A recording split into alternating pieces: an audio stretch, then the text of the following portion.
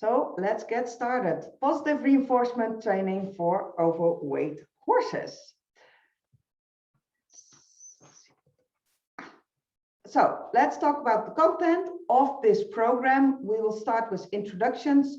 We have some short community rules, which all make sense. And then the topics in this whole 14-day program is positive reinforcement for humans and horses. We will talk a little bit about learning hierarchy. We will do that today.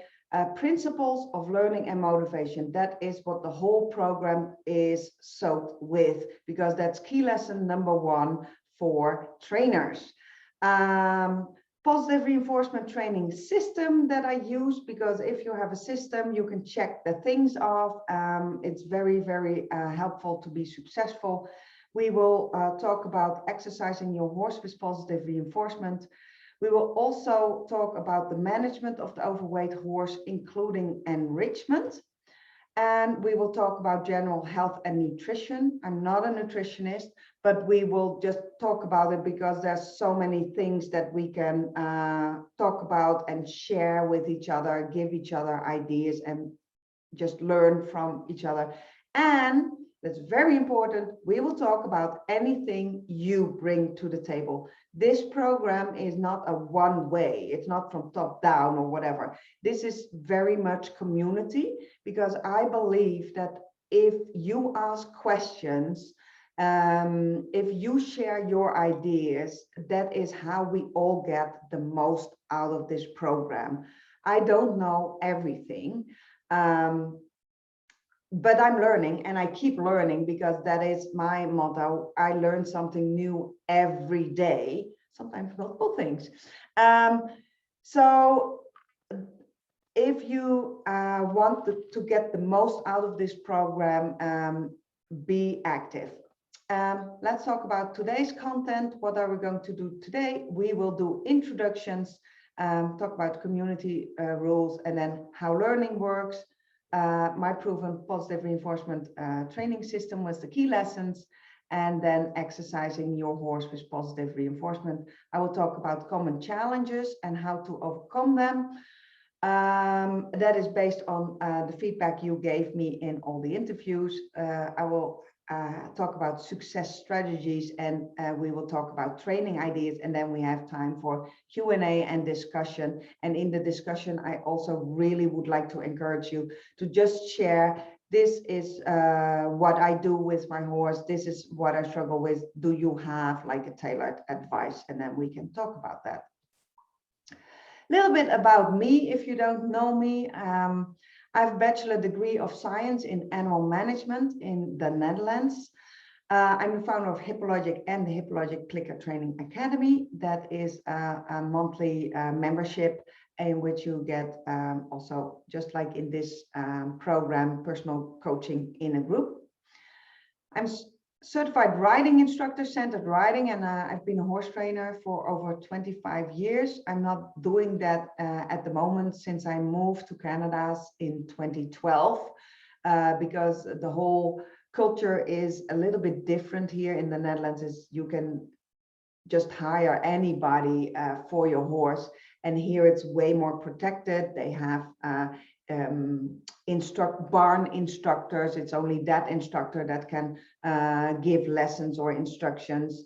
So it was very different. That is also part of the reason why I went online since 2012, because I couldn't really find or connected with clicker trainers in my physical area.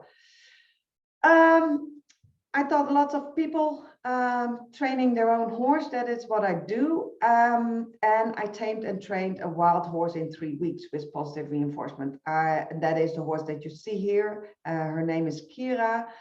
I didn't know if I could tame a horse. When I saw her, my friend was asking me over, oh, you like a little project. Oh, you always wanted an Andalusian.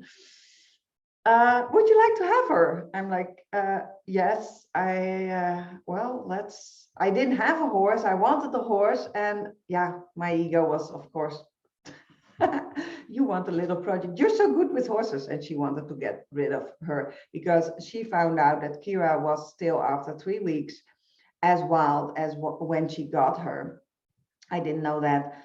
So I said, well, yes, let's see. And I gave myself and her 1 year. I'm like, if she's not tame in 1 year, then I'll get rid of her, or we'll see. But if it doesn't happen, it doesn't happen. I used mainly positive reinforcement in the beginning. Once I've tamed her, I started a little bit of Pirelli with her, and I quit that very at game 3, which is the circling game. Yeah, she started to lay down because I was already teaching her to lay down with positive reinforcement. So one day I was chasing her with the training stick, and I saw her and she didn't want to move. And I saw something weird in her face happening. She was just thinking, and I was like thinking like, oh, the booklet says I have to put more pressure on there.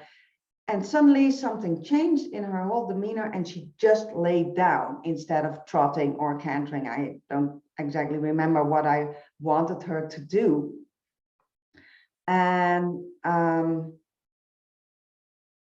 then I realized this is a behavior that I trained with purely positive reinforcement.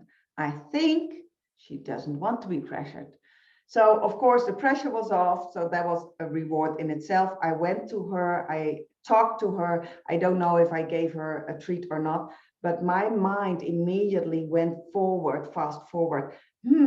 If this is her go-to reaction, if I'm riding her and I will give too much leg aid, that will cause a problem in a few years when I'm about to ride her. I went home, I was totally, I didn't know what to do, but I did make that decision then and there that I would pivot and I would just throw the Pirelli out of the window and say, I don't know how, but I will try to use as much as positive reinforcement possible. I don't know how, but I'll just do nothing until I know how. So that's where I started. I started to write everything down, what I did, what I didn't, what worked, what didn't work. And then I was like, oh, I have a whole like program, because that's what I did like about the Pirelli program. Everything was written down. So you could do it at home. So that's Sandra, why I'm so sorry to interrupt, but Kate can't get in. She's just messaged me. She said she's really struggling to get in. Oh, she can't get in. No, she can't get in. She's just messaged me saying she's struggling to get into the Zoom. Oh. So at that moment, I decided to take the Pirelli program as an example, because I thought, how amazing would it be if I can make a program for positive reinforcement trainers to do it themselves. So that's how I started with my HippoLogic training system. And then in 2016, Kira gets laminitis and was diagnosed with equine metabolic syndrome. And that's where my journey to clicker train overweight horses begin. I'm very, very pleased because again, I had to make that decision that I wouldn't do this with negative reinforcement and punishment. I was pressured by the vet. He was a great vet, but he did recommend lunging and round penning her because that is what we do here in Canada. So I tried that once because I just wanted her to exercise so badly, and I knew it would be good for her, and I didn't know how to do it just with positive reinforcement, and I did it once, and I immediately saw that Kira did not like it. So I decided to throw that idea out of my head, stubborn as I am, and think, what is the most important? The vet wants her to lose weight. I want her to lose weight. Does it matter how? Well, to me, it does, because I want to make it a win-win. I already took her out of the group because she had ad lib hay, like a huge, like round bill. I had to separate her. She immediately started vices like pacing along the fence. One day she ate a hole in her, like this, well, this big, you cannot see me, but like 30 centimeters across, in just like the first few days that she was in a separate paddock. And I realized I needed to do more than just put her on a crash diet and feed her soaked hay 3 times a day. So I also threw out the crash diet out of the window, and I decided that she could lose weight a little bit more slowly. And I started positive reinforcement exercising with her. I started just by 30 minutes of walking in hand on the road, because to her, with her laminitis, and I had soft boots for her, the road was the best for her feet at that moment. I did got a really good advice from the vet, because she was on medication, anti-inflammatory and also pain meds. And he told me, before you exercise her, give her her pain medication and wait until it kicks in. I thought that was a really, really, really good advice, because in my mind, I was overwhelmed. I could never have thought of it. But that's one of the just precious, simple ideas that that I want to share, because if your horse is on pain meds, why not use that if your horse is in pain, because then exercising gets a little bit easier. Normally, I would never, ever advise put your horse on pain medication and then exercise. But in this particular situation where she needed the exercise, it was just a great idea. Let's do some introductions. So who are you? Where are you from? Who's your horse, name, age, breed, and what brought you here? Let's see if I can stop share. So we have people here. Yeah, who wants to start? Just raise your hand with a short introduction. Kate, yeah, you can unmute yourself. Okay, I'll go. So I am working with Treacle. Oh, I'll introduce myself first. Sorry, my name's Kate Blackmore. I work for the Conquest Centre. I'm the head of equine welfare there. I also have my own behavioural consultancy business, HippoLogic, and do lots of stuff with that and other people. But today, myself and actually Nick, who's here, she's my colleague as well, we have been transferring our centre, which is it's a therapy-based centre, over to more natural management systems, teaching behaviour, and including positive reinforcement. And we've been doing that for, I don't know, last 6 or 7 years, but got a bit stale. And we've got some horses that really need to shift some weight. But because our horses are they come in, they're not in the best of shape. So some are a bit arthritic, some have this. Treacle that I'm working with is like on square wheels. Her conformation is all, that's why she's with us. It's all over the place. So what's your name? Treacle? Treacle, yeah.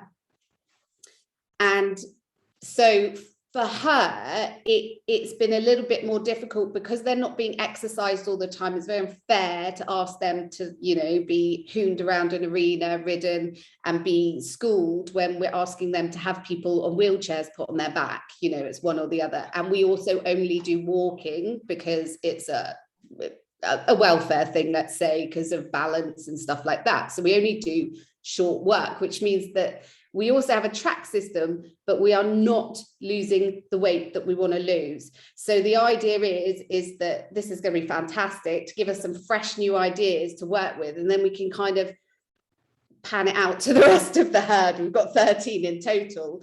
So yeah, so Treacle is gorgeous. She's got a little mustache. She's just a cobby type, which is probably why partly it's quite hard to get the weight off her. She's 11. She's 13.2 and 476 kilos.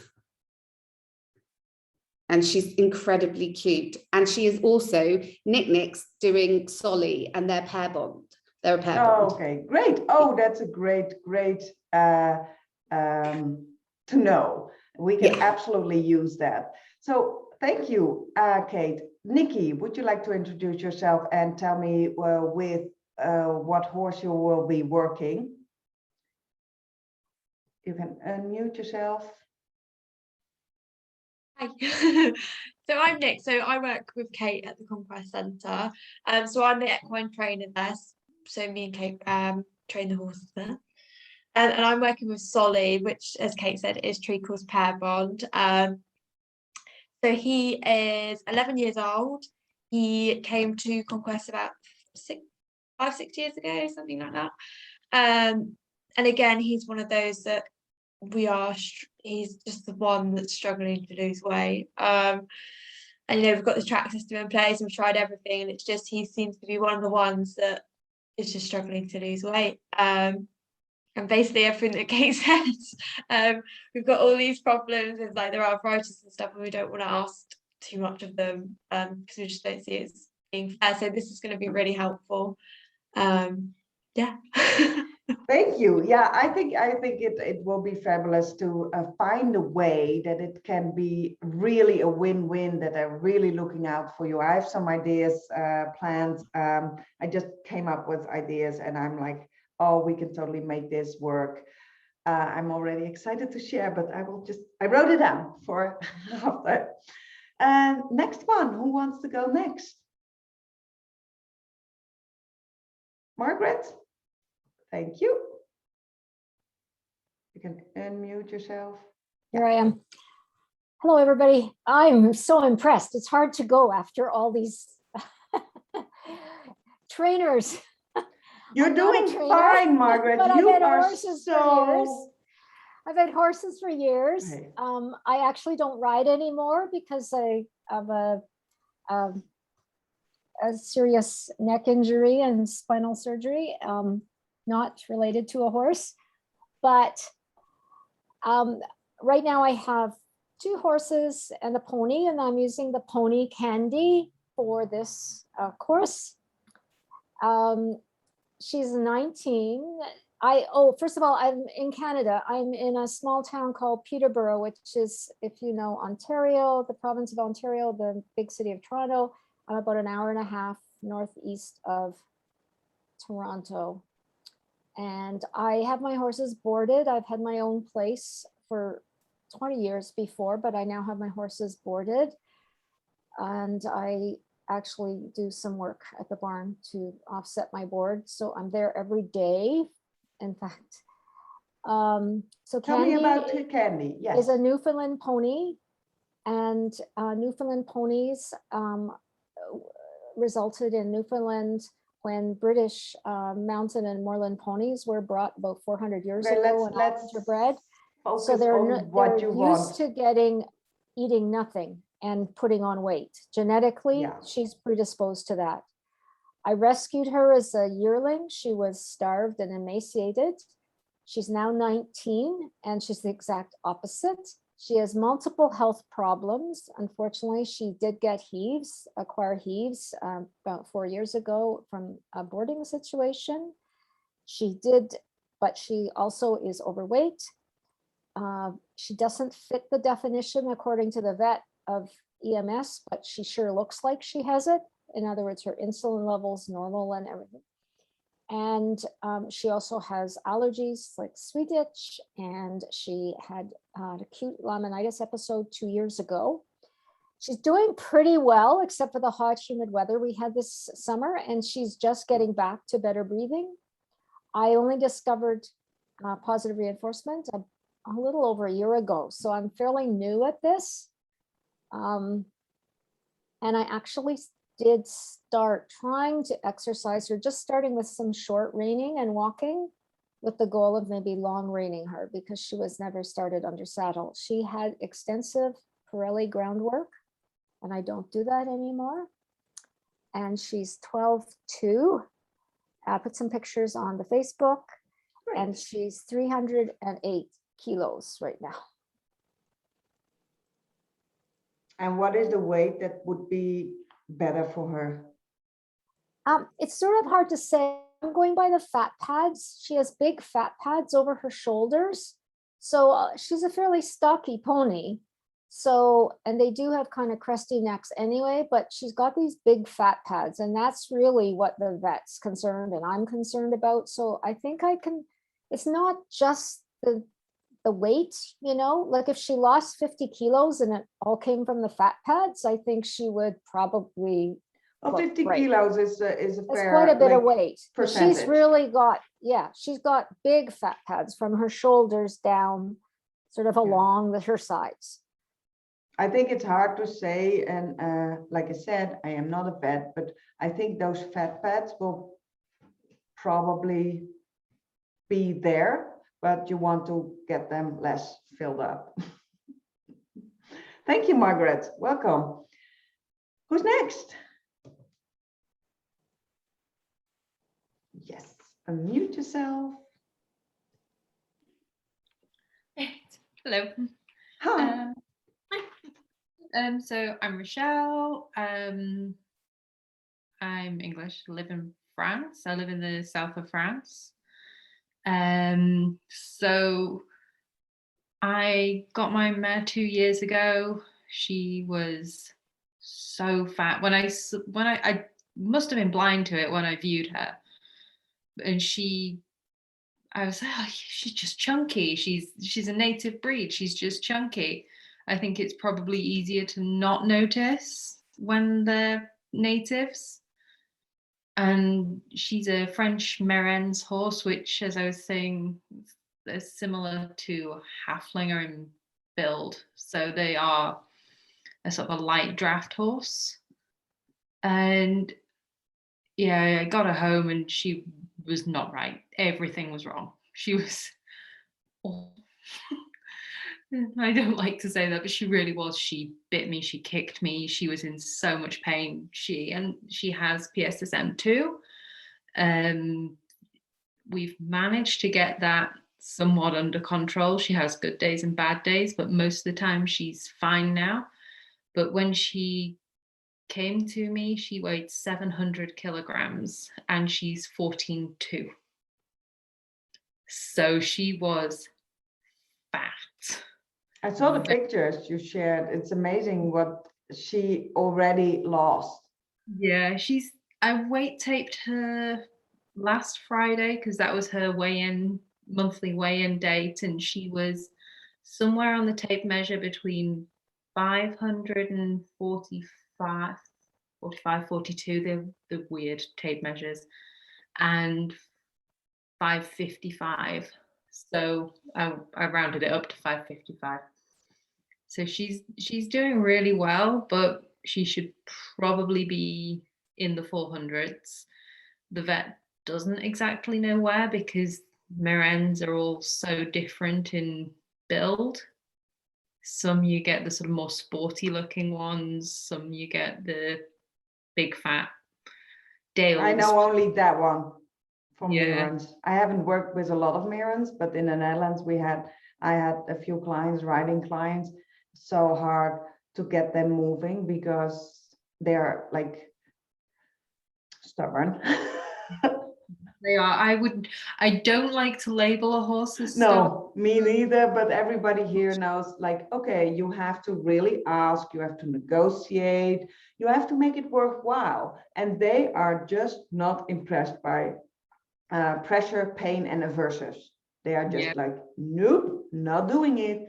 So that really just, is a struggle for most people. But if you're doing positive reinforcement, they are food motivated, so that's the plus.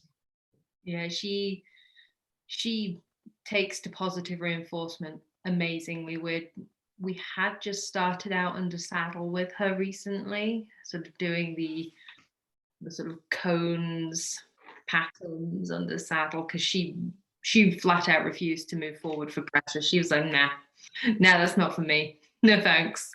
And I'm not going to escalate it. So I was like, okay, we'll just do it the other way then, shall we? Let's get on with this. And what's her name? Verve? Verve, yeah. Verve. Verve de Bigorre. It's not a Okay. very French name, but I need to see that in writing. My brain is like Dutch, English, French. Oop. Anyway, thank you, Rochelle. Julianne. Hi, everyone. I'm going to get my name changed here on the display. It's not Sarah, that's my daughter. So I'm Julianne. I am from the eastern part of Tennessee in the US, very pretty mountainous area. My horse is named Remy or Remington. He's 17 and he's a Dutch warm blood. I've had him for about 3.5 years, and he's not huge obese. I just did my little calculation since I think I'm the only one on the imperial system here. But so I would guesstimate him between 12 and 1,300 pounds. So between 550, maybe and 580 kilos, maybe. I haven't really been aggressive about weight taping him or anything, but he has a history of suspensory. He used to be quite a big jumper, like he did 1.35 meters for somebody out in California. And he got a chronic suspensory injury on the front left. And so I have had to rehab him a couple times, and that involves stall rest and just being a warm blood. He's 16.2, so he's tall. He's got height on him, so that's good as far as carrying his weight. But he's got that easy warm blood tendency to want to gain weight. He's a very easy keeper, and so that's part of my interest for being here. Is I would like to get a little bit of weight off of him. And then with the winter coming, I know he'll lose a little bit of weight. So just to keep him moving. And then with him, I have to be very careful because he cannot do a lot of actual physical hard riding because he will break down. He had some tender hooves this summer, and we're going to get behind that or see, if it was that, is it because of laminitis, budding EMS, maybe Cushing's, we're going to get blood work done, or is it because he is barefoot and he's not the greatest candidate for barefoot because he's got some thin soles. So we got a couple things going there that make it not comfortable for him to move. So I boot him. Right now he's doing really well. And I am able to go on long walks with him. So like this morning we did about a 20-25 minute walk and walked up some hills. And so, and I like to use positive reinforcement to keep him going, because he's not one that's going to want to be, going with me. Even if he is comfortable, he would rather just go off and eat. So that's what I've been doing clicker training. A lot of it for the rehab, like I do carrot stretches, those kind of things. I've been doing clicker training for that. And he knows his little routine, stretch to this side, stretch to that side, going. And he loves that. And I do clicker training with that. And then now I've got sort of a routine of clicker training that I do when we go on our walks. So I just want to keep him healthy, and we're going to cover all bases as he's getting into kind of his senior years to make sure he's not going to be, I don't want him getting EMS. I don't want him getting laminitis. He's going to not be a fat horse on my watch. That's not going to happen. So that's why I'm here. Great. Thank you. Thank you so much. Yeah, and I just wanted to go back to that remark from Rochelle. I did not see my horse getting overweight. When the vet was there, I said, like in Canada, we have a body score, I think from 1 to 9, I think. 9 is like really, really, really obese. And he said, she's definitely an 8. He turned around, turned back. No, she's 9.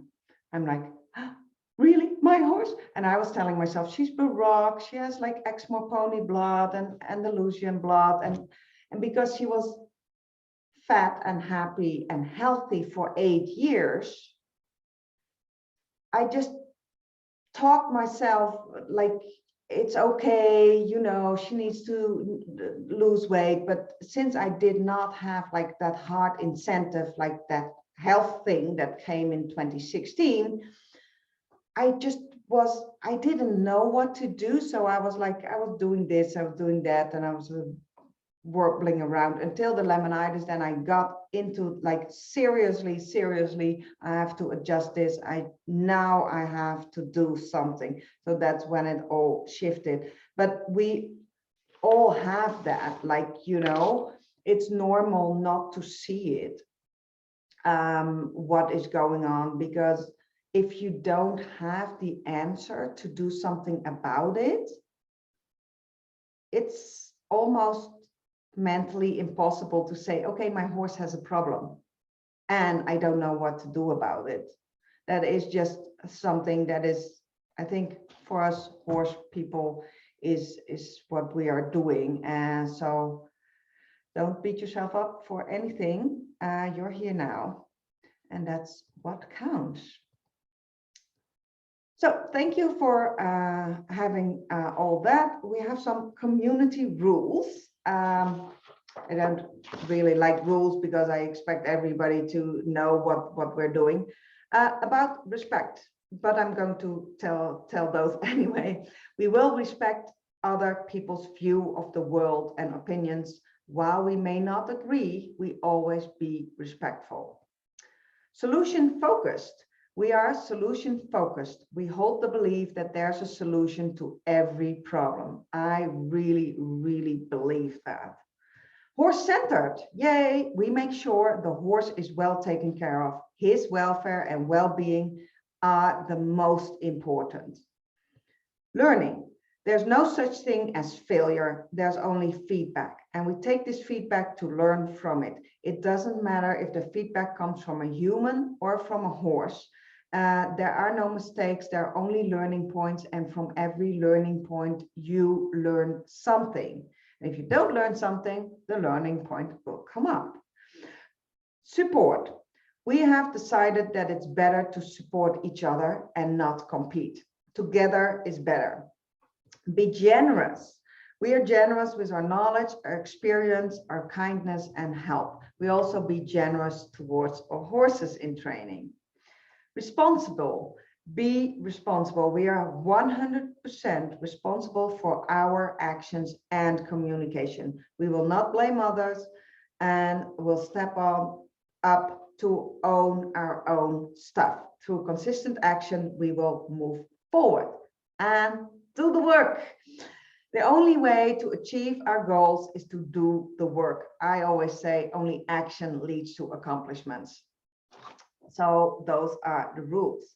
So let's talk about how learning finds place. There's a lot to say about this, but one of the most important things to remember is that horses and humans need to be relaxed in order to learn, and that's the best way. Make learning fun. There are 4 stages of learning for humans. On the bottom of this pyramid is unconscious incompetence. I will explain a little bit more in the next slide. Then we have the light green, conscious incompetence. Then we have the conscious competence state. And then we move to purple, unconscious competence. So what does that all mean? The learning process goes from yellow to purple. So in the unconscious incompetent phase, we just talked about that, you feel great because you don't know what you don't know. Ignorance bliss. You don't learn because you don't take any action. Then you move to the conscious incompetence. This is where you start to search for support and answers because you don't feel good. You feel uncomfortable. You realize you are aware of not knowing. And in training, you might be falling back to negative reinforcement and maybe even punishment because you don't have enough positive reinforcement solutions. So this is the light green is the most awkward feeling that you can get in, but at the same time you realize that you can do something about it. Then you move into the conscious competence. You feel confident in your positive reinforcement skills because the problems become challenges and you can use positive reinforcement as a communication tool in the bond with your horse. And the action is that you're looking for new training challenges because you know, oh, I can handle this. I know how to solve this with positive reinforcement. And then you move into the unconscious competent phase. And that's where applying positive reinforcement is second nature. You get predictable and reproducible results, and you're not even aware of how skilled you already are. So the action is there that you are refining your skills. And the reason why I want to share this pyramid and this upside down pyramid with you, and let's see if I can go back. So this is the pyramid. The learning takes place only in the green and the purple. And I want you to realize that we are all in one part or another part of our training and our learning in one of these 4 stages. I don't know what I don't know, so I can't do anything about it. But there's absolutely parts that I don't know that I don't know. And then there's parts where I'm just moving on to conscious incompetence, and there is where the learning, you are actively looking forward to learn something, and we all have conscious competence, and we also have parts of our training where we are unconscious, very competent. We don't even realize how competent we are. And it's really nice always in a group to point out to people like, oh, here are you are unconscious competence here, because then you realize, yes, I know already so much. And that really helps with motivation. So how to make your positive reinforcement training successful? That is the main question. Questions are super, super important. Clarity is key. Clarity is just the key to your success in training. So let's talk a little bit of the symptoms of having a lack of clarity. Which of them are familiar to you? You don't have to share that. You can make a note. It's really good to be aware of what is going on in your own brain. The more you know that, the better trainer you can be for your horse. So sometimes looking back and realize that you're doing the same thing over and over without getting the results you actually want or expect. I've seen that so many times. I've been there. I've been riding for years and years and years until I realized I've been taking weekly riding lessons for 8 or 9 years, and I was only 15 when I realized that, and I'm still doing the same thing, doing some walk, doing trot, doing canter, maybe a little jump, and then the next week over and over. And then I realized that I needed to get out of that situation and find myself a different instructor or riding school, because I stopped learning. So that was not a lack of clarity, but that was just, you know, you do the same old, same old. Sometimes you experience feelings of regret after training because you don't know how to solve it. You get frustrated, you react in a way that you don't want to react to your horse or towards yourself. Or you have a feeling that there's more to learn, or you could do better if you only would know how. This was a big one for me. I start training behaviors over and over. I had like 20 behaviors, but I didn't complete the training. I was getting stuck until I realized that I didn't simply know how to put cues on behavior. So when I came to that stage of clicker training where I should have put a cue on it, I just didn't know how. So let's start another thing, because going from scratch to something was so reinforcing for me. Then the next big hurdle for me was building duration. I had no idea how to build duration. So whenever I was like ready, like I taught my horse Spanish walk. Yes, that was one of the first behaviors I start training. I would not recommend that. Anyway, I did that because I didn't know anything else. And I didn't know how to put duration in that behavior. So I just started training a new behavior. So that was, I got stuck because I did not have the clarity to move on. Or you feel dissatisfied, frustrated, or you lose your joy in training or riding your horse. Or you get procrastination. You don't feel like going to your horse or to practice because you don't have the clarity. You don't have a clear plan. You don't have, okay, if I do this, I will probably get that result, because that is very motivating to people. You think, I don't know what to do, so I don't know if I can do it. So I maybe don't go to my horse today. I don't know about you, but I had this feeling a lot. So what happens without clarity?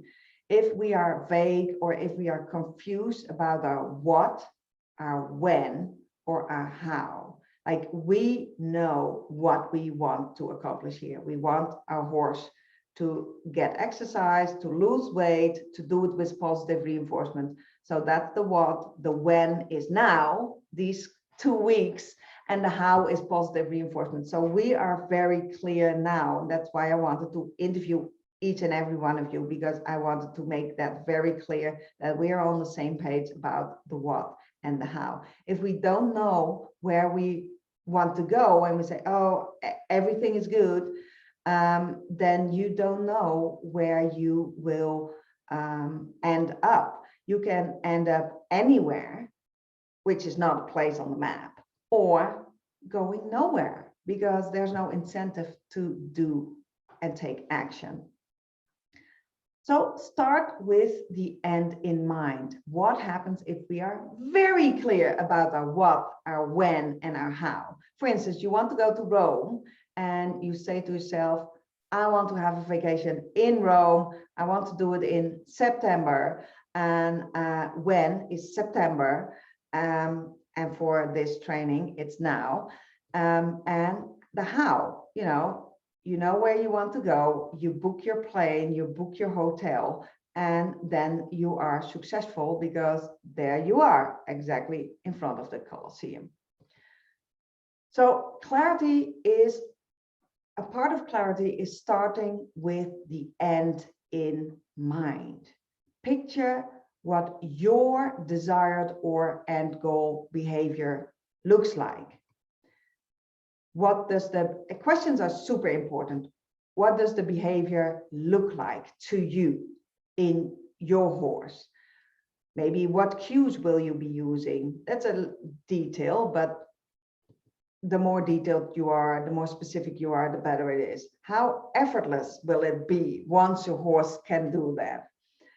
How long will your horse offer this movement? Because sometimes we are pretty vague and yeah, we just want, I hear clients say this all the time, I just want to ride. But what does that mean to you? Just want to ride.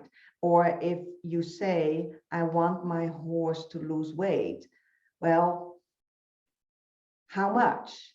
In how much time? Be specific. How do you want your horse to look like? So in exercising your horse with positive reinforcement, how long will your horse offer this movement? Are you looking for 10 steps?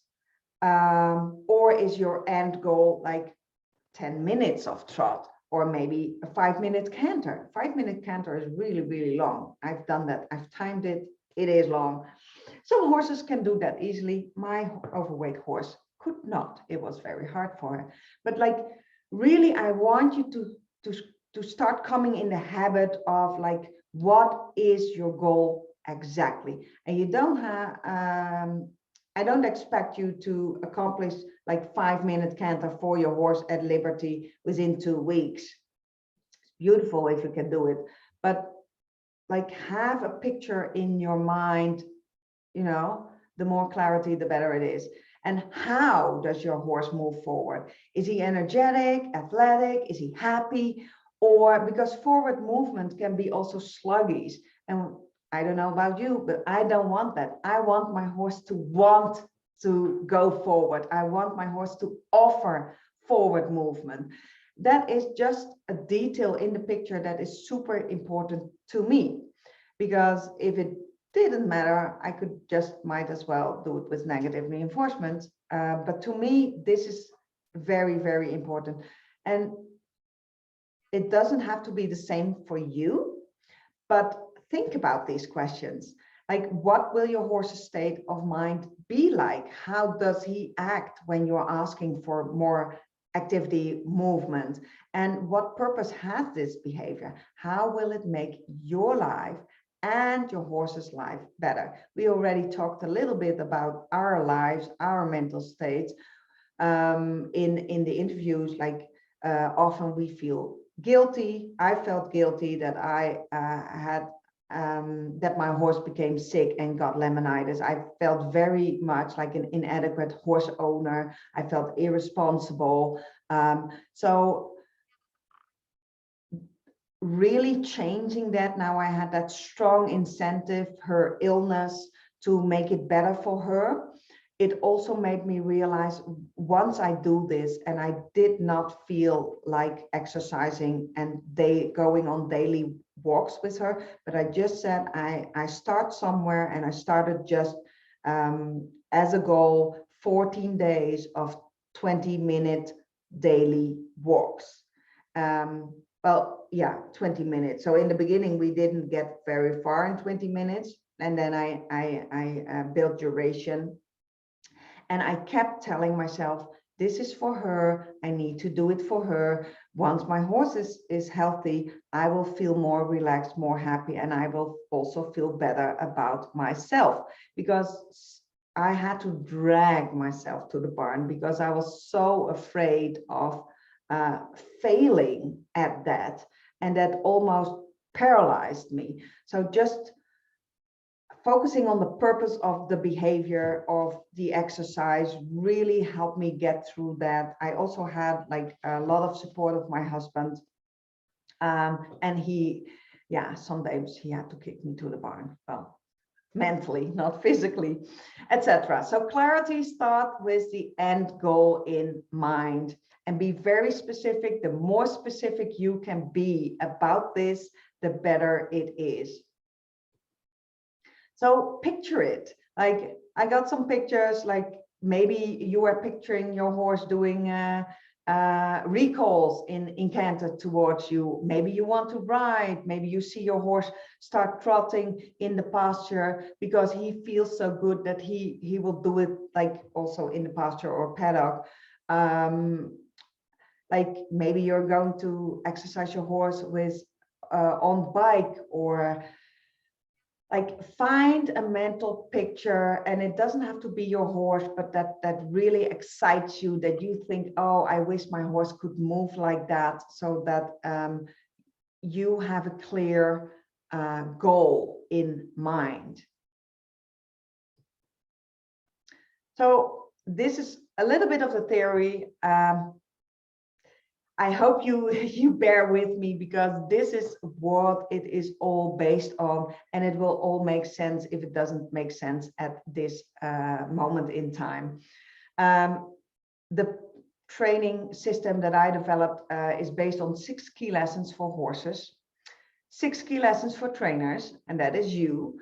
I consider everybody who modifies their horse's behavior with positive reinforcement a clicker trainer. So you don't have to be a professional. You don't have to do all the behaviors with positive reinforcement. If you have the desire and already trained a little bit, and I know all of you have, I consider you a clicker trainer. So if I say clicker trainers, I mean you.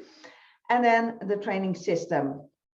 And the benefits of having a system is that you always know your next step. You get so much clarity, which really, really helps you. It's easy to recognize if and where, as a trainer, you get stuck.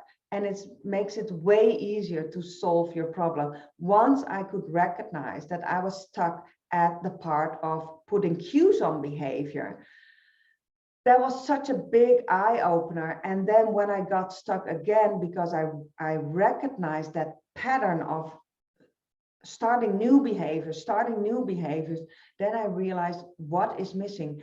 I start new behaviors, I can put them on cue. What is really missing? And then I also had a mentor, because it was too hard to figure it out by myself. But then I realized I didn't know how to build duration. I just did not know. I just clicked and treat and clicked and treat. So I got there's one point, that's a tipping point, where you get, if you keep clicking and treating, you get less behavior. So then I realized, okay, duration. So because I realized, okay, now it's duration, I could find a trainer, a mentor that was specialized, or at least could help me build duration in training. You get predictable training successes. Having a system really motivates you because you have that clarity, and it is, once you, the more clarity you have, the more clarity you can give your horse, because you know what the next step will be, and you can be a really good leader to your horse because you know exactly, well, more like a good teacher. So let's talk about the key lessons. Table manners. Table manners is just safe behavior around food.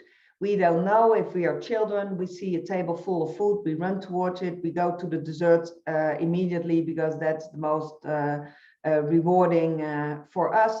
And then we have to learn, we have to sit through the soup and then the main course and so on. Table manners, it's learned behavior. That's all is very important to realize. This is learned behavior. That's why I called it table manners. The second one is patience.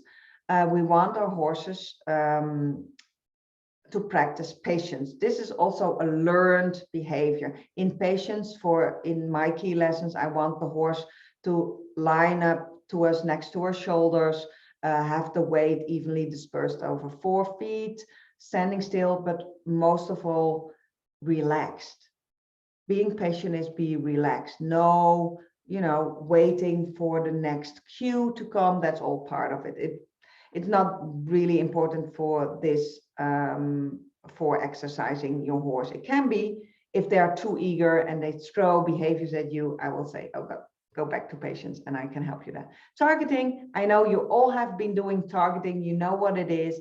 Targeting.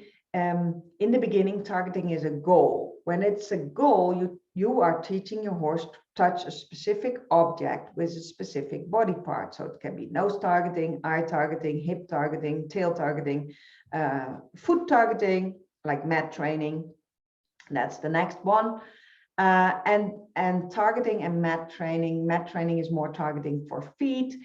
Those are 2 key lessons that can really help you, especially when you don't have an assistant, use the target in order to create a different behavior than just touching the target. So targeting and mat training are behaviors that we will use a lot. Then head lowering, if you cannot, if your horse doesn't know how to lower his head, it's hard to, halter him. And backing. Backing is also very much for safety, or going to gates. It's a fundamental behavior that increases safety, just as head lowering, and especially for, maybe husbandry behavior or just haltering. So I figured out what are the most fundamental behaviors for horses in order to train and combine all these to get advanced behaviors, which we will be doing. These are the key lessons for horses. For trainers is knowing the principles of learning and motivation. So not only the learning quadrant, like positive reinforcement, negative reinforcement, positive and negative punishment, but also what motivates my horse. I can give my horse dollar bills, but she will not move any better. But if I have, in Kira's case, have food, she will be very motivated. So, and the principle of learning and motivation, that the whole 14 days will be soaked with that. Ask yourself the question, what is the motivation of your horse? Does your horse want to move because he wants to move towards or away from something? Or is something else more interesting? So if your horse wants doesn't want to walk with you, what is his motivation? That's a very, very important question, because maybe it's not you, but maybe he doesn't want to leave his friends behind. And is that the motivation of not wanting to walk with you? So once you learn to think about like, what is the motivation? Is it going away or moving towards? If your horse wants to stay with his friends, it's a moving towards his friends motivation. So how can you maybe even use that motivation to your advantage? Maybe bring that friend, especially if they are kind of herd buddies. So you can use that in your training to your advantage and make it a win-win. Training plan, and shaping plan, I will talk about that. The training plan to me is the bigger goal of the, like, what do you want to do? All the things that you want to accomplish with your horse, maybe trail riding, maybe getting him into a trailer because you need to go to that trail, husbandry skills. That's the whole training plan is like, take a day or two to write down all the things that you would love to accomplish with your horse. That's your training plan. The shaping plan is dividing your ultimate goal, your training plan, all your goals into trainable steps. That is your shaping plan. So that's the difference. The training plan is more overall goal, what you want to accomplish, and the shaping plan is how you accomplish your training plan.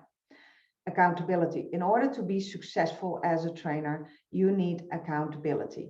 You can set up your own accountability system by just planning sometimes out your training, like on Monday, Wednesday, and Thursday, I'm going to do 5 minutes of clicker training, and I will ask my spouse to ask me, have you done it?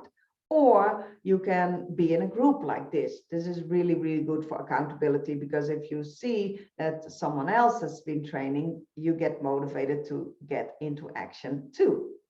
And I will be asking you, did you do what you wanted to do?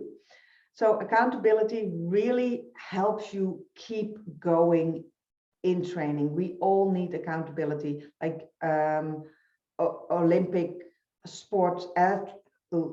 Olympic athletes have trainers. They have that accountability of training sessions. Without accountability, we just simply get stuck.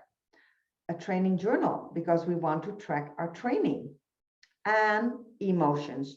I think as a trainer, we are responsible for the emotions in ourselves and also for equine emotions. And I want to share that in a context, like, if our horses are afraid, I don't think it's up to us to make them go, but to really address that fear in that moment and see how we can help them overcome their fear by maybe taking the time to look at the scary thing, or target towards the scary thing, or because we cannot put the responsibility of our emotions on our horse. It's his fault and he's lazy and he makes me feel bad by not doing this or that. No, we are responsible for our own emotions, but I do, as horse owners, I think we are also partly responsible for our horses' emotions, and try to make that as most fun as we can do. So here is how the key lessons really work. The underlined words are the key lessons. So we talked about the training plan, and that is start with the end in mind. What do you want to accomplish for these 2 weeks? And after this training, like your end goal is a certain weight loss for your horse, a certain behavior in exercising, a certain willingness. That's your training plan. So then you list all the behaviors that are part of it. I just named a few of them. Then the next step is decide what to train first. Where are you going to start working on it? And that's your shaping plan. So if you decide to start working on more active walking, then like we will make a shaping plan about that. This is all based on the principles of learning and motivation. What works for your horse? Because it's super important to take into account what the learner is motivated by. Like what I said, you can give me like, I don't know, grass pellets. I will not be motivated by that. On the other hand, a piece of cake, chocolate, I'm interested. So that depends on the learner. That's very, very specific. And then you have to practice, because in practicing is where you get the feedback of your horse. I can make the theory so beautiful and that it feels like, oh, this is going to work. And then you go to your horse and your horse is like, nope. And then I want you to ask the question, why isn't it working? What is going on? Is it a toward or an away motivation in the brain of my horse?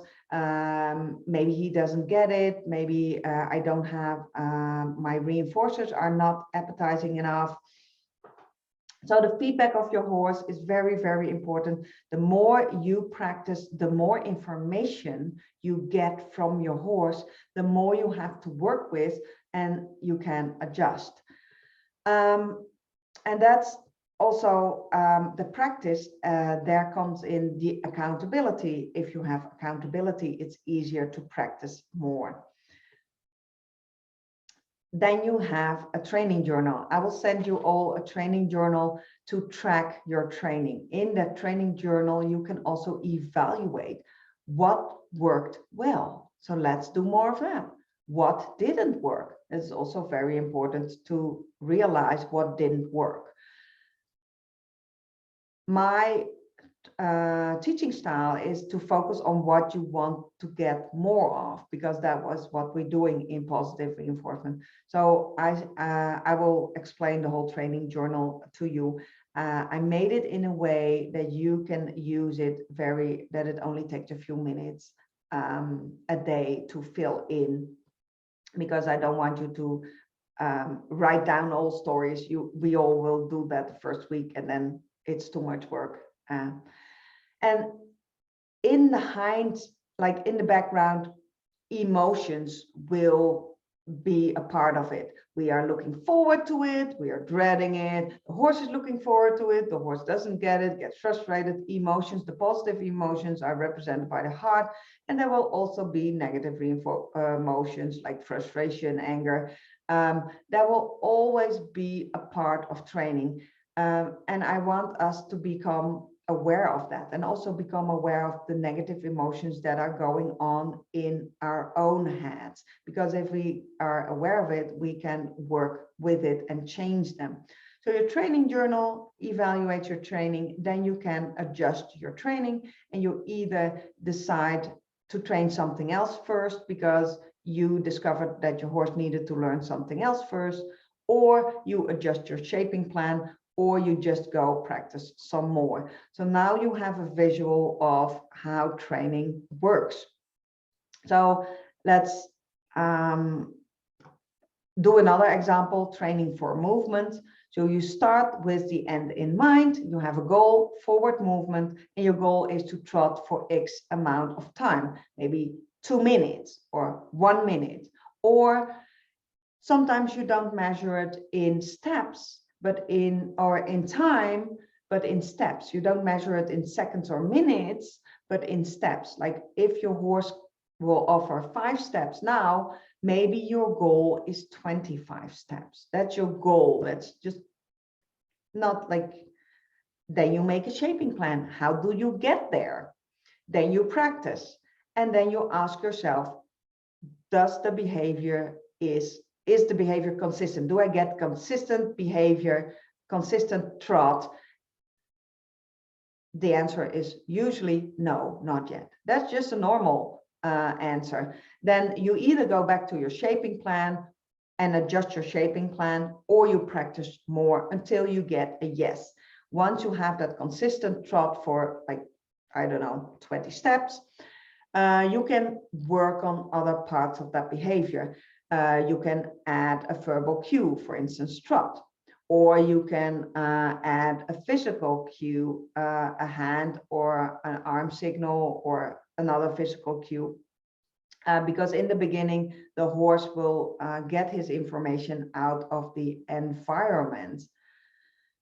And that it will be what I call your temporarily cue or your training cue. The horse picks the cue, but then you want to put it on a different cue, one that you chose, for instance, a verbal cue. Then it's also, once you get consistent behavior, it's time to change your reinforcement schedule from 100% click and treat to an intermittent schedule. If you don't do that, though, you will become so predictable. Oh, after 5 steps of trot, I'll get the click and treat. Then your horse will make the decision, can make the decision. You know what? I don't want to trot for 5 steps and get that little piece of pellets or whatever you are using. I decide that it's not worth my while. So I decide not to do it. And that's totally okay, because we are asking, we're not commanding.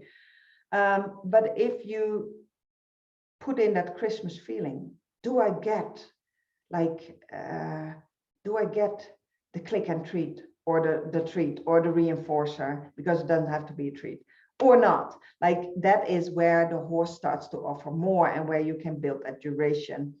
Then be considerate of your contact shifts. Maybe you always trained in his paddock and now you want to practice the trot in the arena, or you have practice in the arena, and in that corner you always start and then you trot for the long side of the arena, and then you start walking, and it's becoming very predictable and it's a little bit on cue.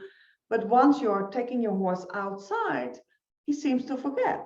Well, he didn't forget, but horses learn in a certain context.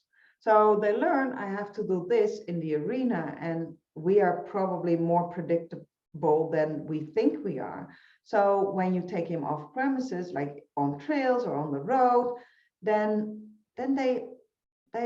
you need to practice that. Okay, the word trot means the same thing, the same behavior if we are in the arena or on a trail. So that's just practice, and lots of people forget to practice that. A very common example is that people practice for dressage competitions. They can do it perfectly at home, but they forget to practice in a different context. So the moment they take the horse out in the competition ground, everything already has shifted. The horse had to go into the trailer. Maybe that didn't went well. There was frustration, there was fear, there was anxiety, there's stress. Everything has their influence on the behavior. And then the horse is suddenly in an arena that he didn't recognize, and they have a flower pot in the corner. Of course, your horse will not perform as good as at home, because the contexts have shifted. Once you're being aware of the context shift, you can also use that to your advantage. Then we already talked about that. Then you can build duration, and you can also already to put that behavior into a sequence, maybe of whole behaviors, and then you can start to train that chain of behaviors, that sequence of behaviors. So you can reinforce behavior with behavior, and you don't have to use as many treats, because it is all about intake of calories and burning calories. And then you also need to fade out your tools, because we cannot keep clicking and using targets. At least that is not my purpose. I would like to have, as little training tools as possible. If I go out with my horse, I just want her to trot, that am not depending on a target stick, for instance. So these are just all part of the stimulus control. Let's talk about success strategies. I just want to check in with you, because I've talked for a long time. Are there any questions so far?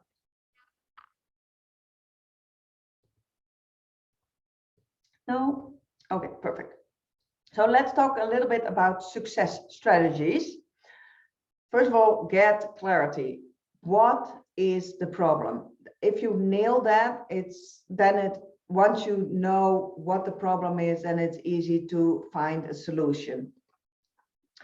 Yeah, find the cause. Why does this happen? A super important question. What is the problem? Why does it happen? And how can I solve it? If you are in a mental state of there is always a solution to every problem, but usually we have to find a solution outside the context of where the problem was created, and that is a challenge. So let's talk about examples of common challenges and how to overcome them. So sometimes I see this a lot. I've done it, absolutely. I'll just list all the common challenges, and then I will list the solutions. You do more than your horse, and you don't know how to turn that around. I've seen it, I've done it. I have run like crazy in an arena, and my horse was chop, chop, chop, and then nope. I opted out, and I was still running. After half an hour, I was exhausted, and my horse was like, "Huh, let's do something fun. Let's eat some more." So that is not how we want it. So again, picture what you do want, and realize that if you do more than your horse, there's a solution. Or it's hard to get the horse to offer movement in the first place, because with positive reinforcement, we need that behavior first in order to reinforce it with an appetitive after the behavior happened. Your horse stops moving before you do, and you do way more than the horse. You can't build duration in movement. I had that problem myself. I've seen it. I've had a friend that I was helping, and because she was my friend, I didn't want to charge her. And because I didn't want to charge her, I didn't follow my own strategy plan and system. And I thought I was serving her by just starting what she wanted to learn. Her horse was a Canadian warm blood, and he was not very forward. And she had she was struggling with canter. So instead of going through the key lessons and working on that solid foundation, we start working in the saddle right away. But she wasn't skilled enough. She didn't have enough background knowledge about positive reinforcement. So what she picked up was click and treat for canter. And she did that over and over and over, and she became so predictable, she lost the whole canter. Because her horse was like, okay, I'm doing a canter, I'm doing the transition, stopped, look back, where's my treat? Because she couldn't build duration, and I didn't help her enough with that foundation.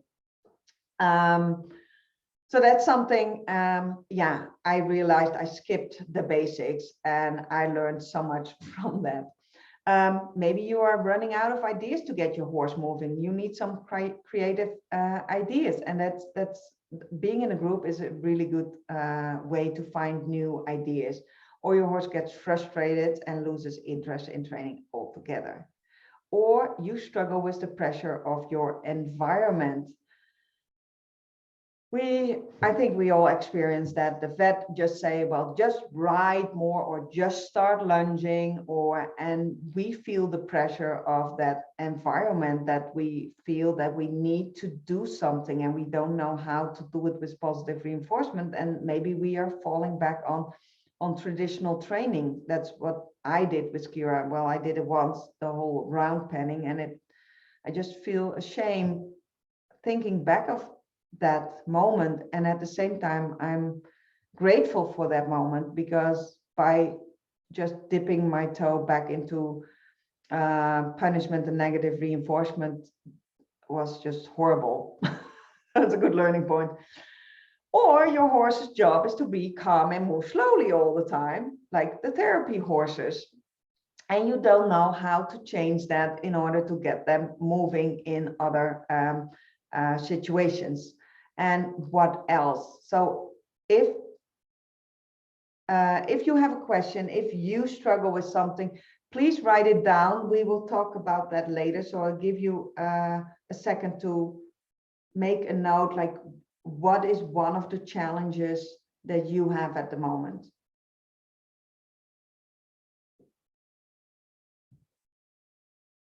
So let's talk about when you do more than your horse does. I done that in the beginning. It was the problem for me was that I didn't have a shaping plan. I was lumping. I was expecting way too much, and I got really, really frustrated. My horse got frustrated also because she had no idea what I wanted from her. Here I am teaching her to follow a moving target, but by teaching her to follow a moving target, I went a little bit too far in that, and I kept doing that instead of changing my strategies and using the target as a stepping stone towards more. So I realized I got stuck. She will follow a moving target, but I was the person who moved the target the whole time.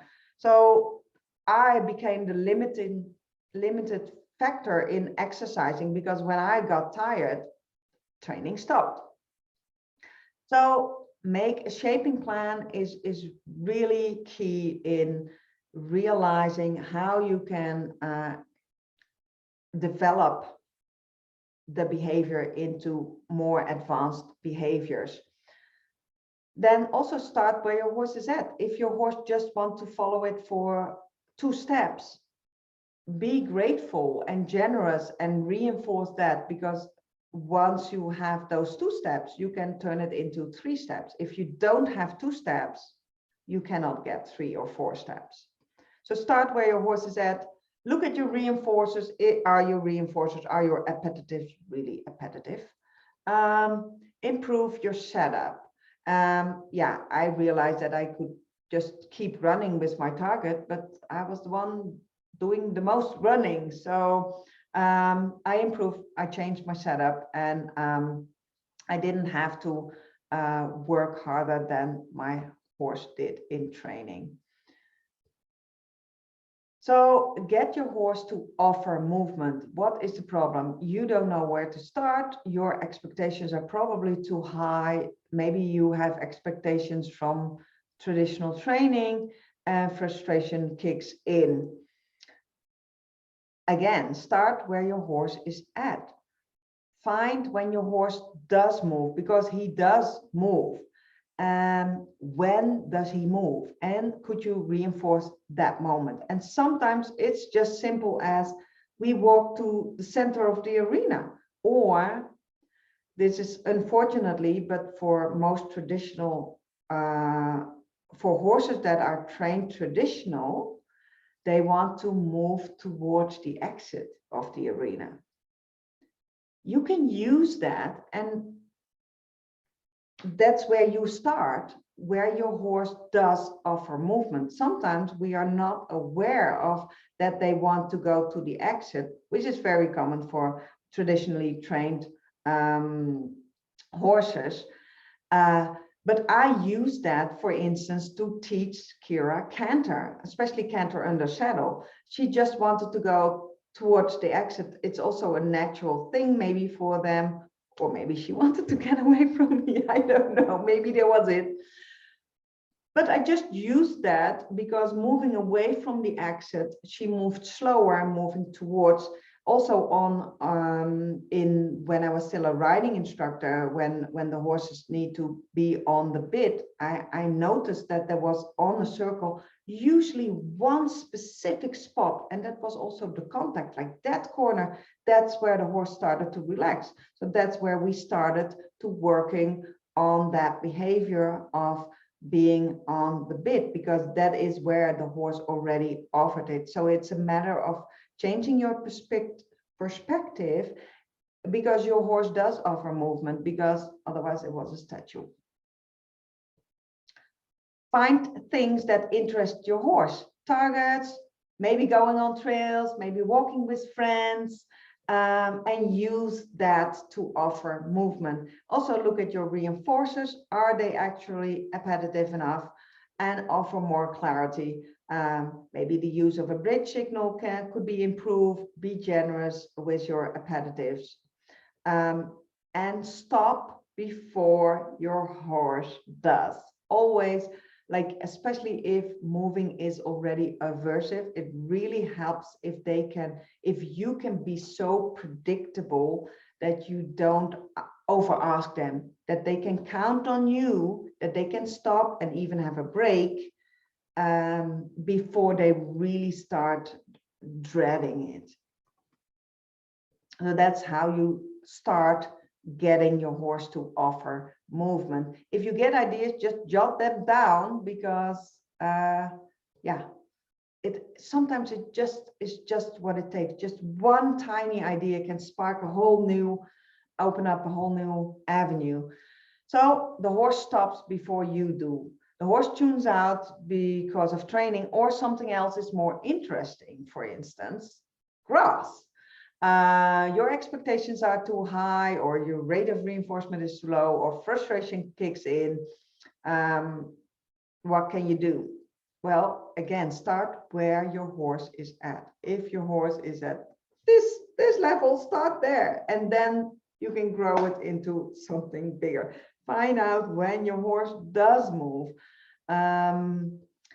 When does he do that? And how can you reinforce that? How can you really make that moment memorable for your horse with an appetitive, of course? Look at your reinforcers, offer more clarity. When your horse stops before you do, sometimes it's a bridge signal, like in that example of my friend cantering under saddle. She could do like 3 strides, but she even lost those 3 strides of canter because she kept clicking for the transitions and she kept stuck. So the horse was like, okay, this is what I do: trot, canter, stop, treat. And that became a sequence, and that became the habit. So she lost canter. So that was such a learning part, because I didn't explain how it all worked. So look at your bridge signal, your appetitives, and stop before your horse does. Like, there is a certain predictability always. Like, and it's sometimes becoming aware, okay, I count the steps, and after 5 steps of trot, or strides of trot or canter, my horse stops. Okay, start reinforcing at step 3 or 4, and then alternate 3, 4, 1, 3, 4, until your horse thinks, okay, this is not predictable anymore. Oh, I didn't hear a click, maybe. And they correct themselves and start to offer, and then bam, it's jackpot. Like, oh wow, you thought with me, you started to offer, this is excellent. And then give a jackpot and a break, so that you don't ask more, but let it sink in. Give your horse time to let it sink in, and give him what he wants. And in the beginning, what he wants is a pause. That's just how it is. So use that. So you can offer sometimes more predictability in training, or you have to offer more novelty. So that's a balance, and that depends on the situation. So this is just, we have to talk about what is your situation. And then you can't build duration in movement. I already talked about that. That is especially becomes clear when your horse stops before the bridge or the appetitive, and it's like, I'm doing something, and then it's like, where's my treat? And maybe you get into that habit of like the few steps. And what can you do about that? Well, track your training. That is very, very important. Is he really offering less or the same duration? You can count his steps. You can track time in seconds before you count in minutes. You can measure the distance, for instance, from cone to cone. Does he stop before he gets to the second cone? Or can he do like the long side of the arena, or whatever you have to measure distance? because that gives you clarity, and then you know what your starting point is, and then you know how to build duration, because your duration can be 10 steps. So if you know you have consistent 10, then it's easy to get to 11. But if you have 10 and you don't realize you have 10, and you think your next step is 25, and you're counting 25, but you're not realizing that your shaping plan has to go through all those steps, literally, then you get frustrated because you think, I cannot build duration, or you become too predictable and just click for before you have your duration. That's about the bridge signal, and also more repetition, and again, stop before your horse does, and then repeat, so he can count on you to stop. Because if you have to go on and on and on and don't know when you have to stop, you get tired. But if you know in the beginning, especially when you're overweight as a horse or as a person, or you don't have that physical stamina yet to walk for an hour. If I know it's an hour and we are at 55 minutes, I know, oh, we're almost there, and then I get that energy. But if I start walking and I have no idea, then I don't know how to manage my energy and my effort. And that's that unpredictability that makes it hard. And I have noticed that if we start with exercising, especially if it is aversive, and we give them lots and lots of predictability, we do 20 minutes every day, and we do it only in walk, and then we do something nice, then it becomes a habit, and they know it is an ending. And sometimes even being on a regular daily schedule, like from 9 to 9:15, we do in hand walking or something. That's what I did with Kira. And in the beginning, I did use positive reinforcement, of course, during those walks to, oh, she's just stepping. Okay, that's a walk, click, reinforce. And in the beginning, it was so hard for me to see because she was in pain, she didn't like it, and she didn't know how long it was going to be. But after a while, after a few days or a week, her stamina got better, I got predictable, and she knew it was only this amount of time and this amount of effort. So she was way more eager to do it. Well, at least the aversive feeling got away, because it was also fun. So again, offer more predictability or more novelty depending on the situation.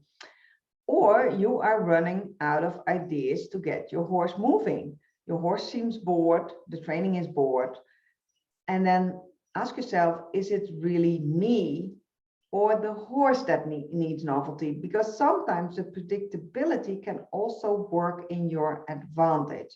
But like there is this traditional thing that we need to do more and new and keep it interesting, and sometimes keep it the same with different appetizers or appetitives is already interesting enough. Or your horse doesn't want to move at all. So yeah, if he doesn't want to move at all, and he's no schedule and he's not sleeping, then yeah, ask yourself, is he really not moving, or what else is going on? So track your training to measure your actual results. Is your horse still engaged? Then it's good. Then maybe you don't have to change it. Maybe it's in your mind or in his mind. Predictability can be your friend. You can do something else. You can change appetitives, environment, your setup, and still do the same exercises, the same walking, the same walking on a lead rope, but in a different environment that can also be giving you and your horse a different feeling.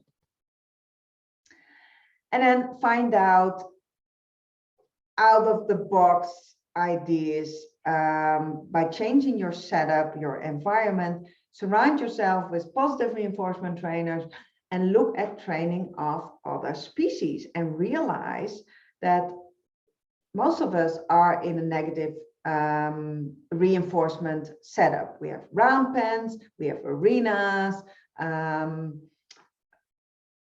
we are expected to be riding. Try to get rid of that for a moment and just think like, what can I do to get my horse moving? And maybe it's something really weird, like, oh, I have 4 cardboard boxes. Let's see what happens if I put all those 4 in the arena. Oh, maybe your horse will run away from that. Okay, there's some exercise. Let's check that mental thing, the emotions. Like, it doesn't need to look like traditional training. Like, lots of people think that we have to do the reverse round pen. The reverse round pen absolutely has its place, can be used. At the same time, I think the reverse round pen is just round pen. It's just the circle. Okay, your horse is on the other side. The horse has a little bit more control, but it's still the circle. And my question is it really beneficial and easy for my horse to run in circles? If I go jogging, I don't start running in circles. Well, maybe on a track, but it's a really big oval. We usually don't go into the round pen to have our own exercise. So yeah, that circle, I know why we chose a circle, because there is limited space, because space is expensive. So that's why we chose circles and small arenas and made them run around. But what if we don't need to do that? What if we can find other ways? So try to step out of that box of traditional training, and pay attention. When does your horse move? Maybe you see something that he does with his friends that you think, oh, that's a great idea. Maybe I can use that in my training.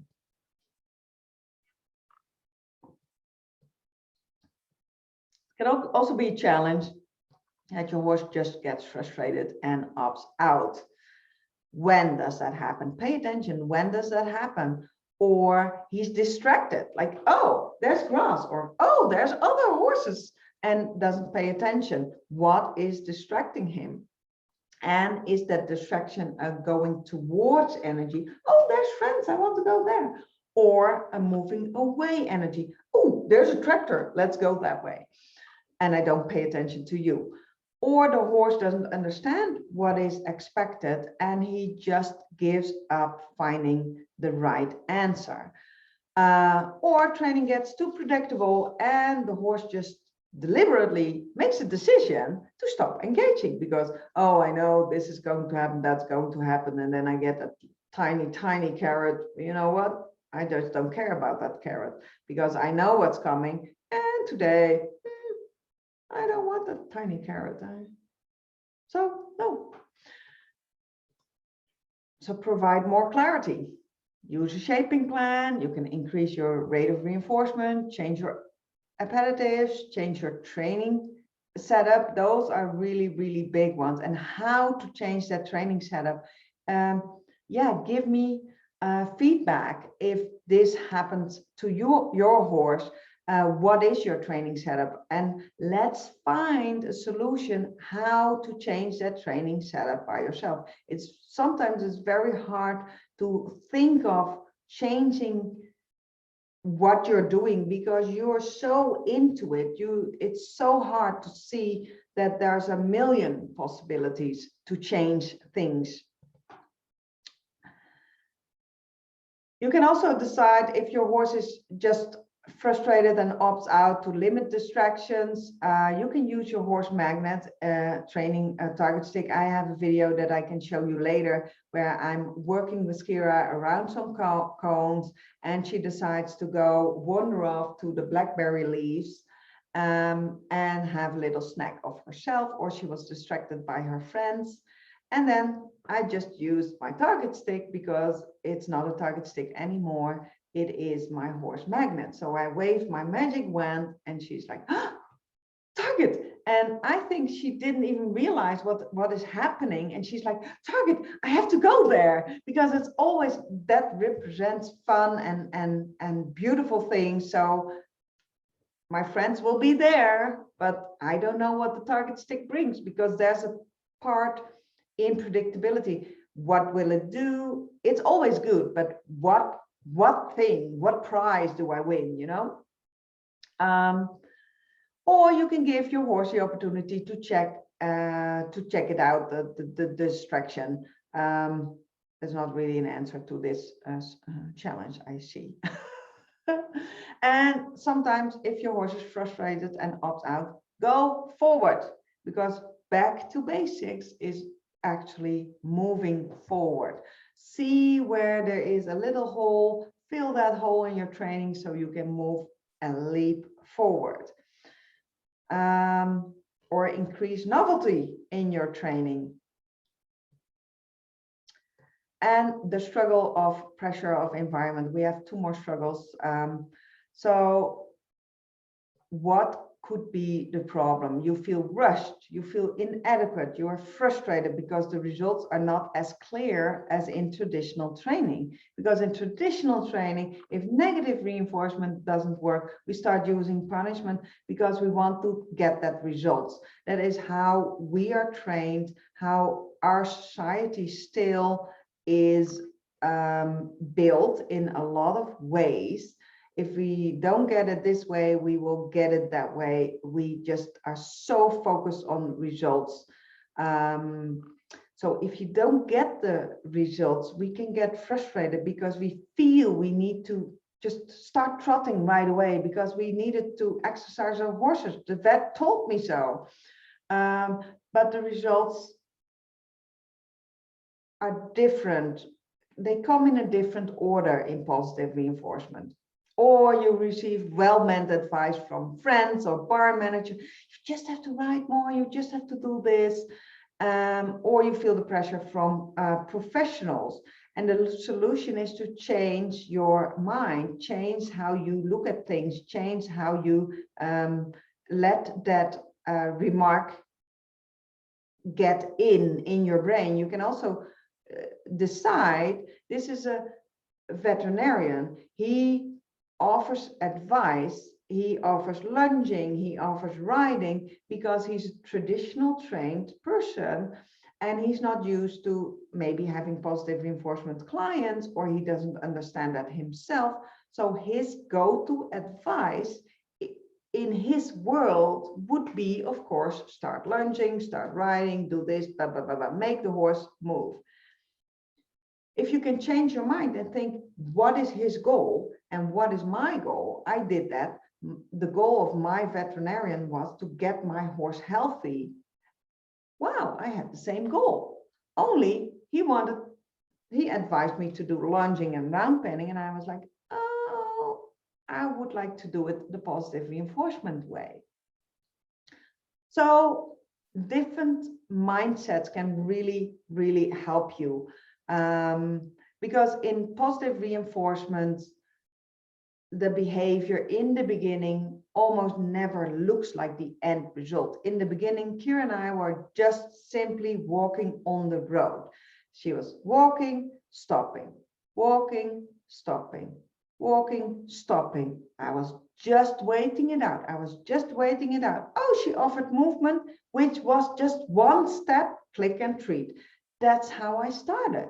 I didn't end up there. I ended up finally with a horse that offered canter under saddle. It was a process. It was not within 2 weeks. I had a horse that offered movement, that enjoyed movement. So how I started did not look like how I ended up. And negative reinforcement, the end result looks closer to how you start. Okay, we start with trot. Oh, the horse doesn't offer it. Well, let's chase him until he does. But you also keep on that level. You keep chasing him. So it's really good to realize that positive reinforcement, it looks different in the beginning. And outsiders, traditional trained people, cannot recognize what we are doing. The only thing they can recognize is seeing us feeding treats, because they think that's what I do, treats. Yes, that's how your horse gets fed. So their reasoning doesn't make sense because they reason only on partial information. It's good to realize that. You also need to realize that the horse needs to act the behavior in order for us to reinforce it with an appetitive.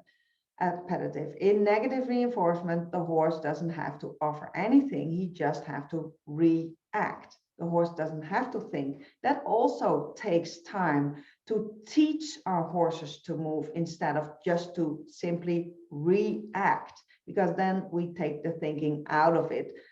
They will anticipate on it. Oh, there she's coming with her whip. I better start moving. But the moment there's no whip, lots of horses don't move because they know you don't brought your tools. So, and track your training so you know you're getting results, because going from 5 steps trot to 7 is improvement, because going from 5 to 4 is decreasing. So you know you have to change things. So you know you're getting results if you measure it. So track your training in your training journal. I give you lots of ways. We start with a baseline video because that's where we start. And then you know you're getting your results. And focus on the common goals with the surrounding. Your horse needs to lose weight. The vet wants to do that. The barn manager wants my horse to be healthy. The owner of the horses wants the horse to be healthy, instead of focusing on the means, on how you're going to accomplish that. We know how we want to do that. Just don't pay attention to how they think it should be done. Just tell them, yeah, we're having the same goal. Watch me. So success strategies for creating movement is start where your horse is at, no matter how small that is. Build from there.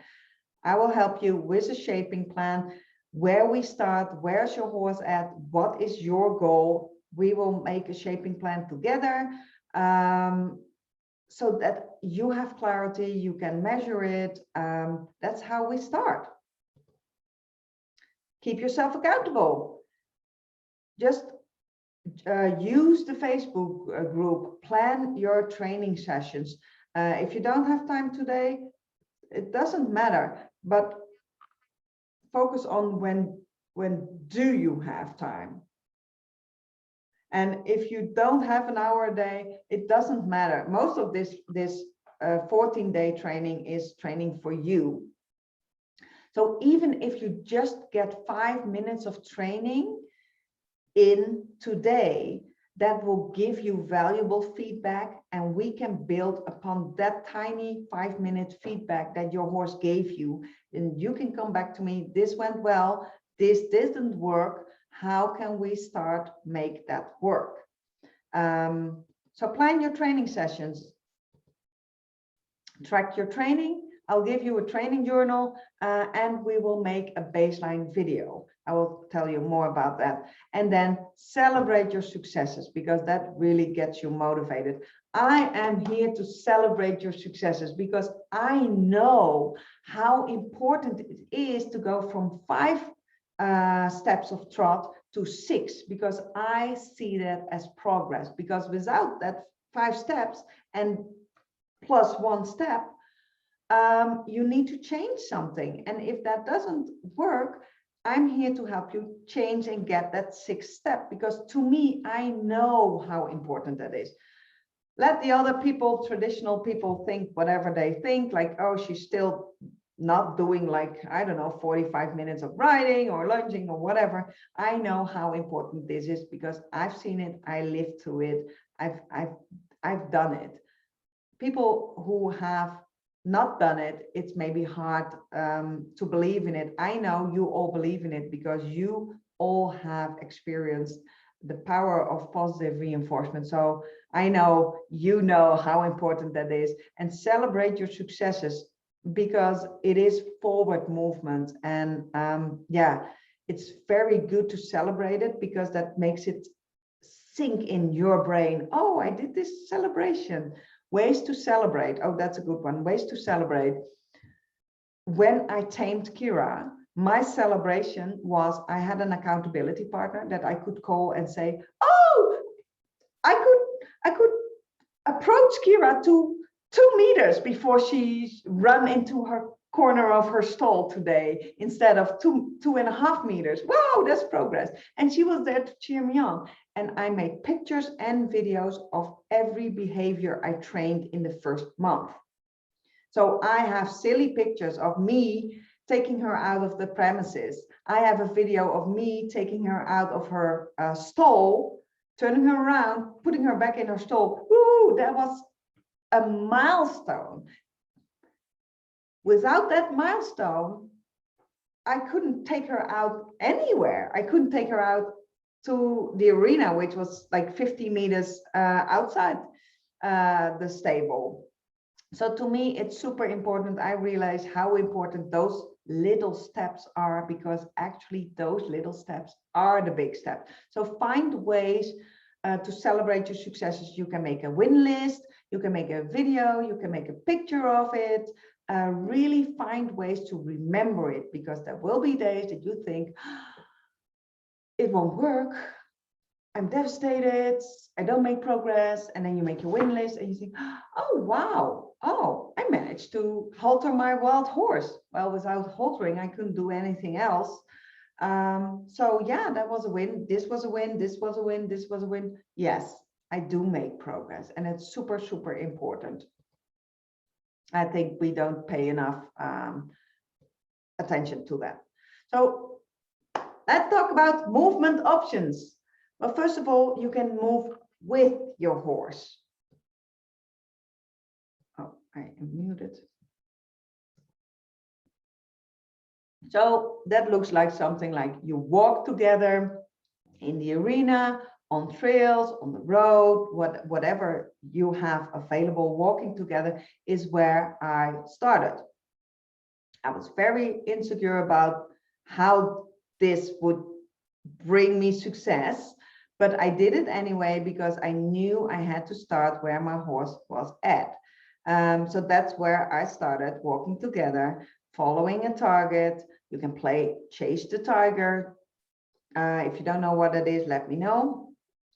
Chase the Tiger, well, is when you have a long stick and a rope, and then you have like a plastic bag and you run with it. And most horses, weirdly enough, want to chase the target. The plastic bag, that is the target, that is very scary. Once it moves away from them, they are enticed, their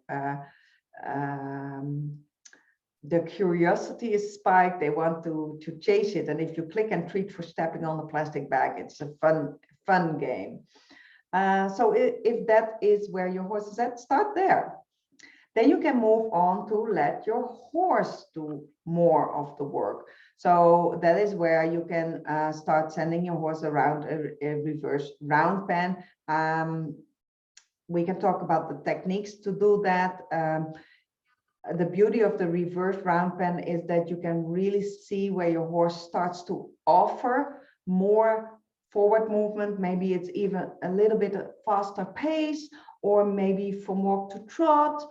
And you can also see where they get sluggish, and then you can think, where do they get sluggish? Where do they move slower? What can I do about it? It gives a lot of information. And if your horse, especially if you make it really, really big, then you don't have to move as much. Some people do. They run on the inside of the reverse round pen and they're still doing the work. But the challenge for me is to how can you let your horse do the work, because that is really training. I like that aspect. You can also send your horse from target to target.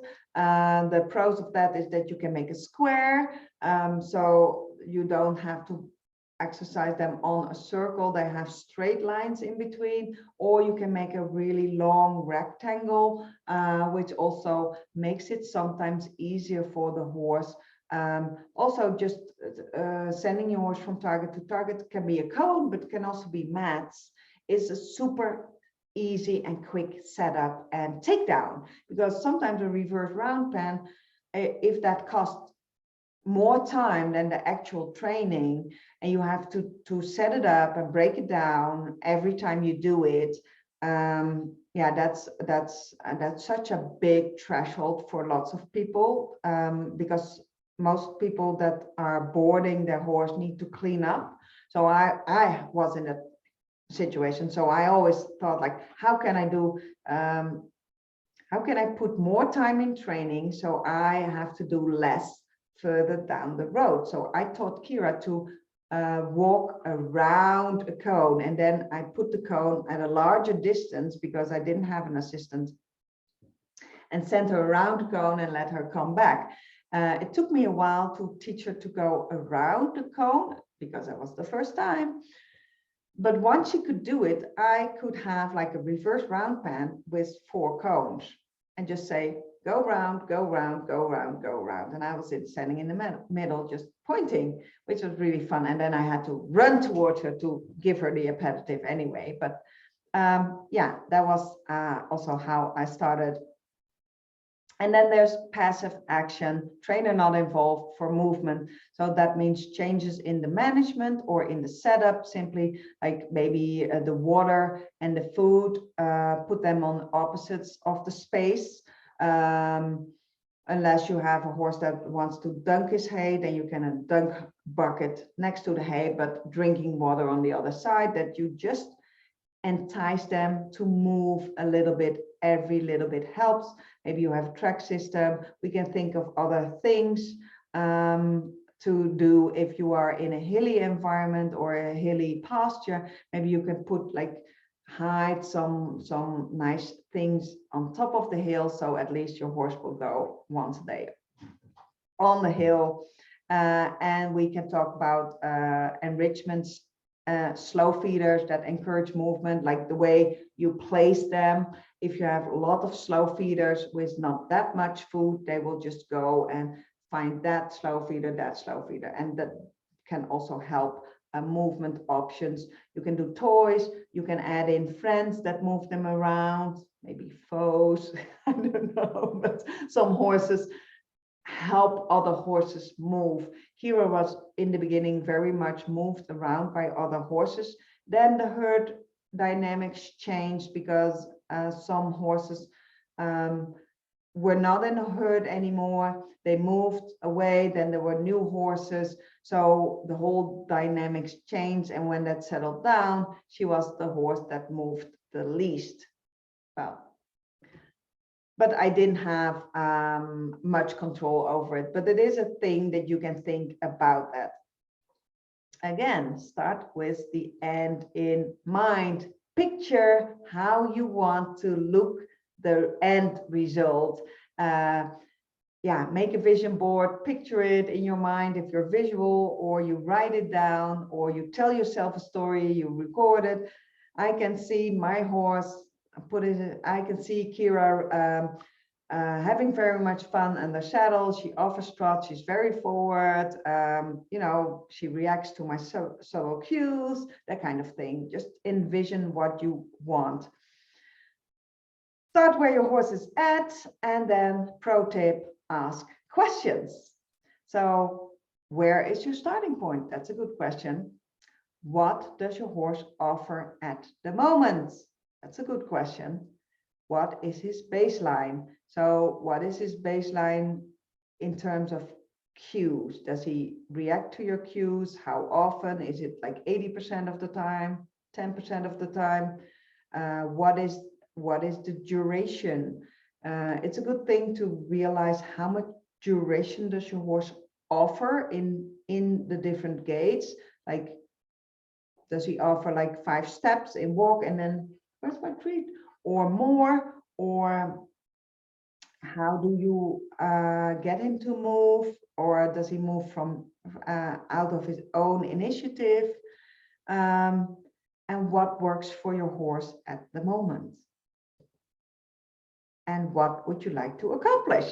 What is your end goal? All really, really important questions to think about. So training ideas, move with your horse. You can walk in the arena. You can use cones for clarity and click for reaching each cone. And then you can maybe take the cones further apart over time. You can walk outside trails or along the road if that's safe, because novelty can really spike your horse's energy. You can ask a friend to come along. Sometimes just a new person can add novelty because you are talking and you are just in a different emotional state, hopefully a positive state, and that also can help your horse. You can go with other horses, you can walk poles just to build some muscle, but keep it interesting and don't overwork your horse in the beginning. You can use a moving target, or you can build muscle with, for instance, in handwork, classical way with long reins. I've done that a lot, so I can help you with that. If that's where you want to go, if that's where your expertise is. If you want training ideas for let your horse move more than you do, reverse round bend. Not too often because circles are hard. Here you can see I have just 2 old tires and a pole, the pole that she also had to walk around because I taught her the cue, walk around an object, which meant keep the object between you and me. And that's what I was thinking to teaching her to go around an object. Like I taught her, and if I say go around, I use Dutch cues. So walk around, then she knew she had to go around it. And it's so interesting to see how well she knew that cue, because if I saw that she wasn't trying to cut a corner and I say, no, walk around, and then she changed directions, went around that tire, then I clicked and treated. And then she was like, oh yeah, that's worthwhile, instead of just cutting corners, literally. So you can send your horse around cones or mats. Also, you can use that in riding because it really can help build in that predictability and also novelty, but in the beginning, predictability. Oh, when I go to the cone, I get rest, because in the beginning, that is most reinforcing for overweight horses when moving is aversive. Oh, I can stand still and have a treat. What better appetitive is that combination? You can also send your horse over poles by himself. You can just do 1 pole, or just, you know, be creative. When I say sending your horse over poles, I don't mean putting them in a circle like when people do when they are lunging and sending them over the poles and poles and poles, but just, yeah.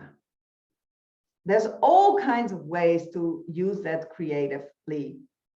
Kira and I came to a point that Kira was like, oh, there's a pole, let's go over it, because jumps and poles, small jumps, low jumps, was always like bonus for her. And sometimes, oh, you did the jump, let's go to the mat or touch the target, and then you can get something even better.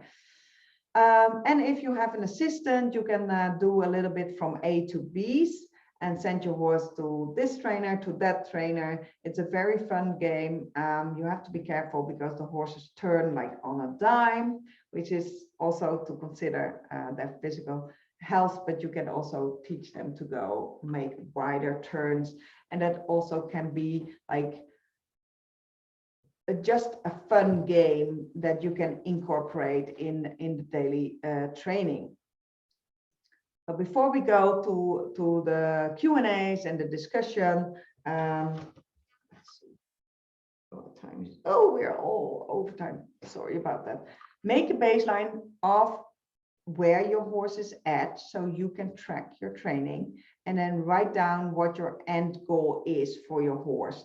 Be very specific. It doesn't need to be the end goal for these 2 weeks, but the end goal for